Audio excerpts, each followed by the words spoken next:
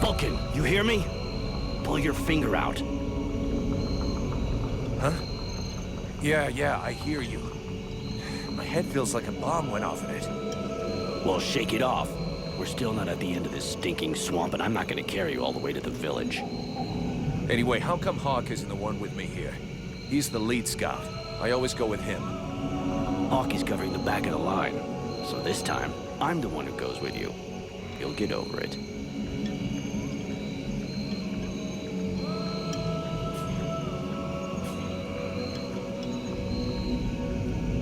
Why do I get the feeling I'm under surveillance? You think nobody noticed your little stunt at the temple? Damn right we're watching you. Now shut your trap and keep an eye on our perimeter, while I keep an eye on you. And while the captain has a nice chat about me with the Red Scribes. It'll be a lot easier to talk to those two-faced snakes without you hanging around. Don't worry about it. He'll tell you what you need to know. And if he doesn't tell you, then I will. Thanks, Sarge. Let's get moving before everybody catches up. You lot are about as discreet as a herd of hunchbacks.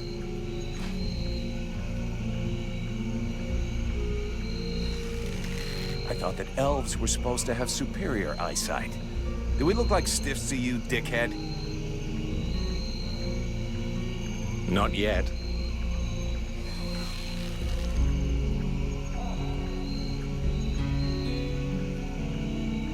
But with an arrow sticking out of your throat, I'm certain that even a chatterbox like you could do a passable impression. And you'd be the next one down. Possibly. Perhaps I should aim for the largest target first. Not if you want to keep both your balls. What have we here? Buffalo in person. Well, that's a good sign. What's going on here?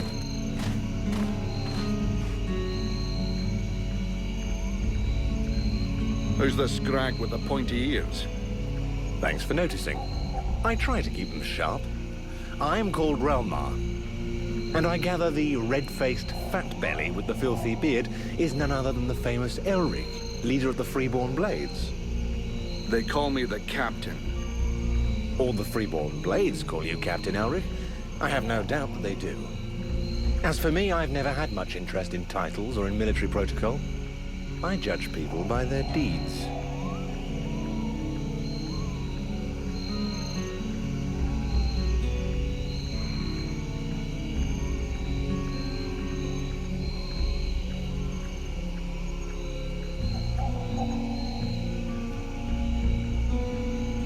His rank was granted in the field. You seem like you know enough about the Freeborn Blades to know what that means.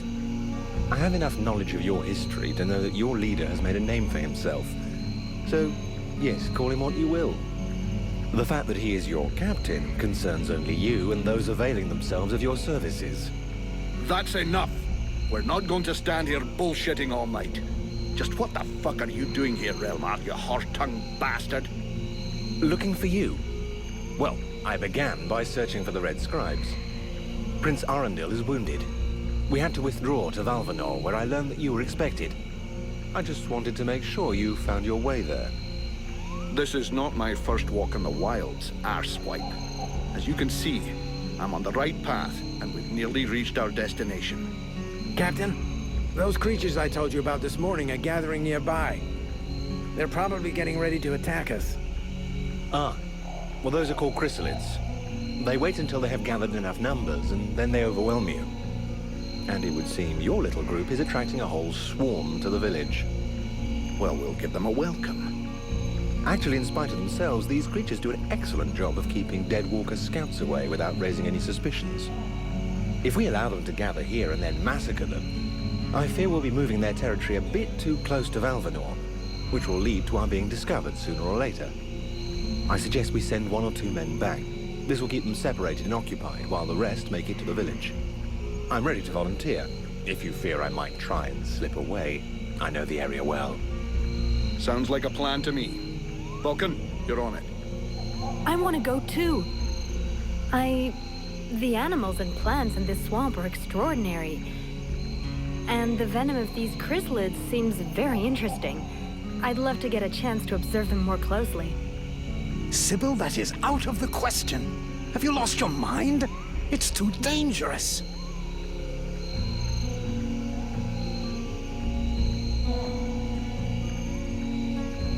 Come on, let her off the leash.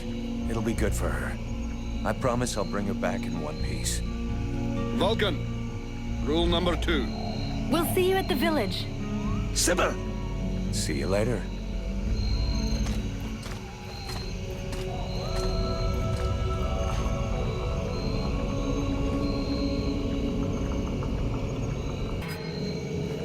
They're all around us.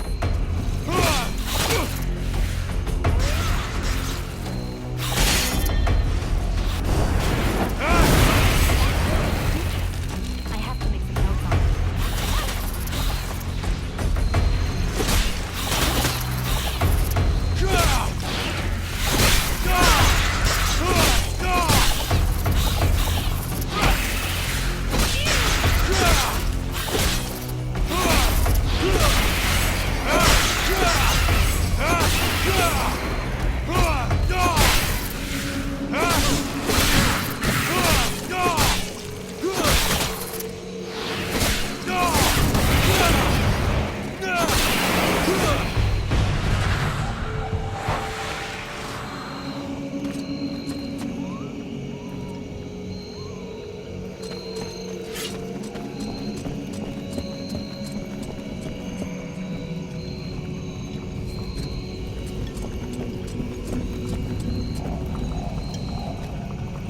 This swamp is teeming with life. I can't wait to...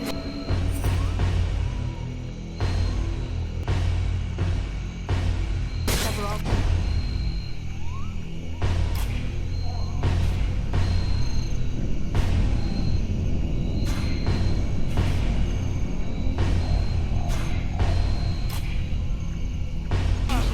Here. There is so much to be learned.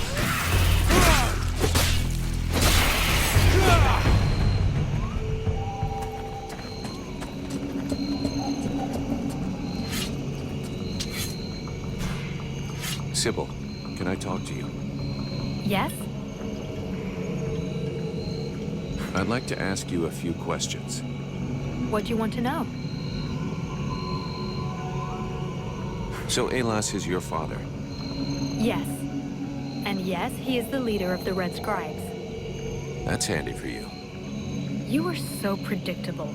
Daddy's little girl can do whatever she wants, right? Don't fool yourself. I'm endlessly having to prove myself more than any other scribe. My father doesn't treat me better than the others, and I expect no less from him. At least that explains why you look like you just stepped out of a library. I guess he encourages you? Yes, of course. But I'm big enough to make my own choices. Knowledge fascinates me. And I suppose it would have been like that whoever my father was.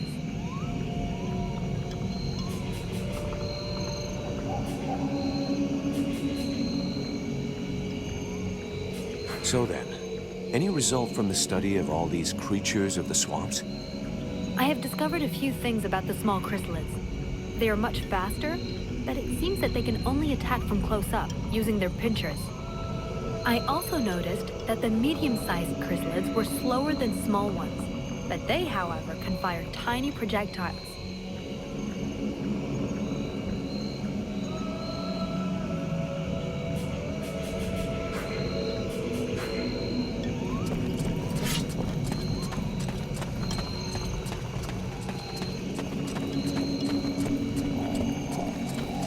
Hawk told me a lot about you. Really? He's not normally much of a talker. Do you torture him or something? No, I mean, it wasn't a big deal. I do think he has a lot of respect for you, doesn't he?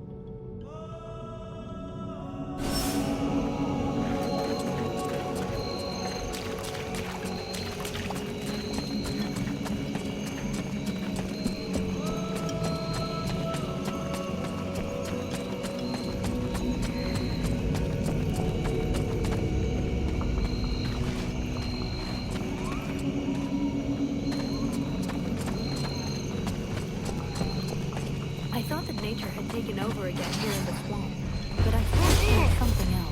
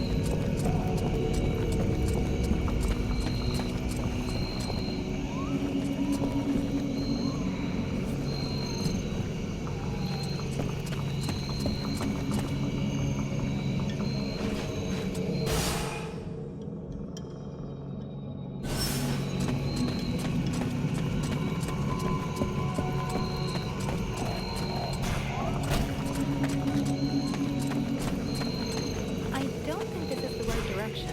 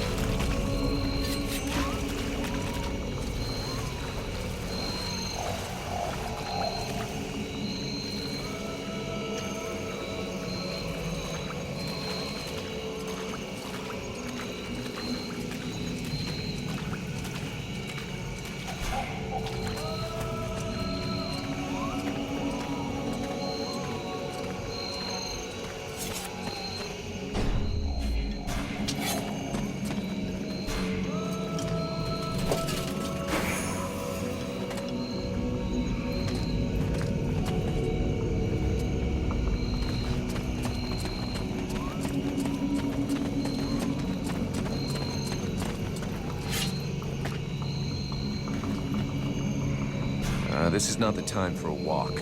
I should meet up with the others at Valvanor.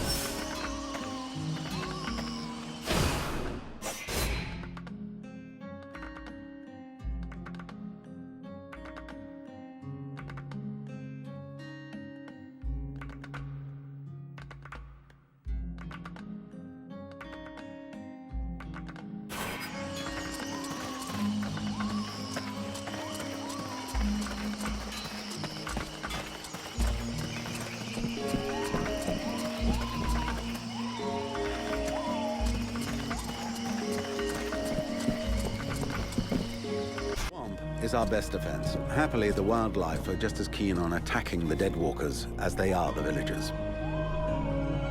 But the situation here in Valvanor grows worse daily. And each new wave of refugees increases the risk of drawing unwanted attention to this jungle. No Ice Lord scouts who find this village will ever escape to tell the tale. Of that, I can assure you. Also, my men are reinforcing your defenses. Forgive me for saying, but you have some serious weak points. Especially the defenses around that refugee camp of yours. The arrival of the Freeborn Blades and the Red Scribes has greatly improved our chances of survival, Captain. Believe me when I say that we are most grateful to have you with us. Needless to say, your men and the Red Scribes are welcome and free to go where they will. But as for any other newcomers, our gates are closed. You must understand that our food stores are as limited as our abilities to defend our village. Until you arrived, we had but one person who was even vaguely capable of treating our injured, and the case of Prince Orendil was completely beyond her skills. And there is this beast story, doubtless another fairy tale, the fruit of an alcohol-addled brain. Nonetheless, several of the Watch have gone missing. Something hidden in these swamps is causing these disappearances, but we cannot risk sacrificing any more of the few men remaining to us on sending patrols. Large groups entail moving chrysalids that are unmanageable. The others, quite simply, do not return. Silence.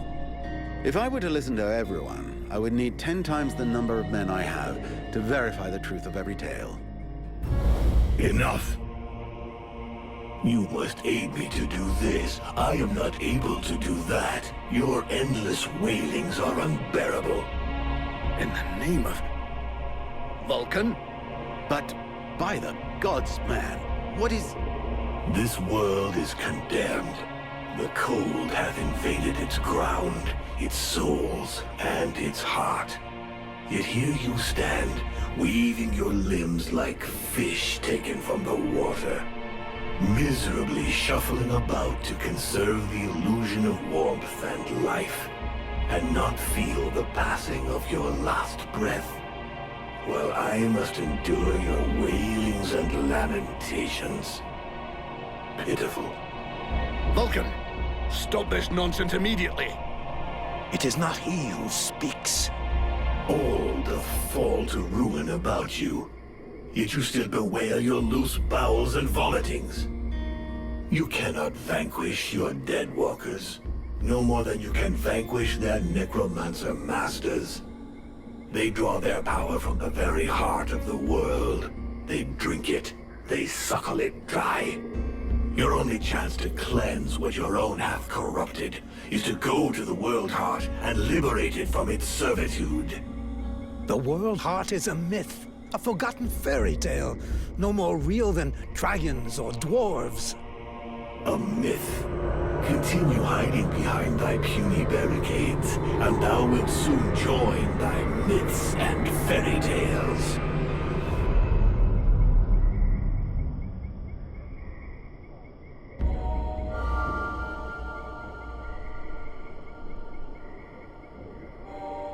Cease your pretense. I know you have returned to consciousness. What the hell happened? I was just listening to the steward blabbing away with the captain, and then... And then you lost control. I don't know, it's like something in my head zapped me so it could use my mouth. But I was still there. Still thinking what I was saying. This is not the first time you have felt this presence manifest itself. No. No, it's been there since the temple. It's also in my dreams. I think... Interesting. It would seem that your body is host to some other entity. And it is clearly a spirit of fire. No kidding. I got a demon in my head. Something of the kind. In truth, I could not say what it is. Not yet, at least. Don't make me laugh. After all, it's your disciples that let this thing out of its cage, right? That has nothing to do with it. Do you have any idea of the implications of this incident?